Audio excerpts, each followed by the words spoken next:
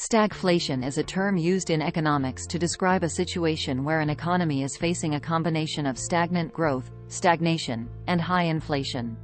This is somewhat unusual because, traditionally, inflation and economic growth tend to move in opposite directions. Here's a breakdown of the components. Stagnation, stagnant growth. This refers to a period when an economy is not growing or is experiencing very slow growth.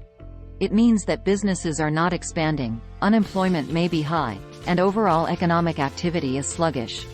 Inflation.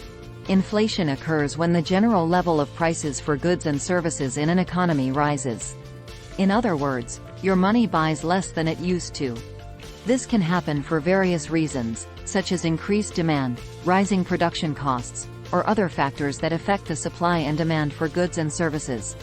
In a typical economic scenario, when an economy is growing rapidly, inflation tends to increase as demand for goods and services rises.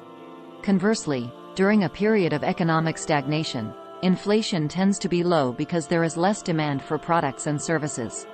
However, stagflation is a bit of an economic paradox because it involves both stagnation and inflation happening at the same time. This can create a challenging situation for policymakers because the usual tools used to combat inflation, like raising interest rates, may further contribute to economic stagnation, and measures to stimulate growth, like lowering interest rates, may exacerbate inflation.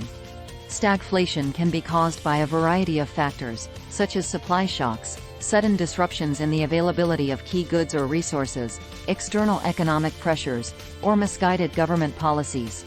Dealing with stagflation often requires a careful balancing act between addressing inflationary pressures and promoting economic growth.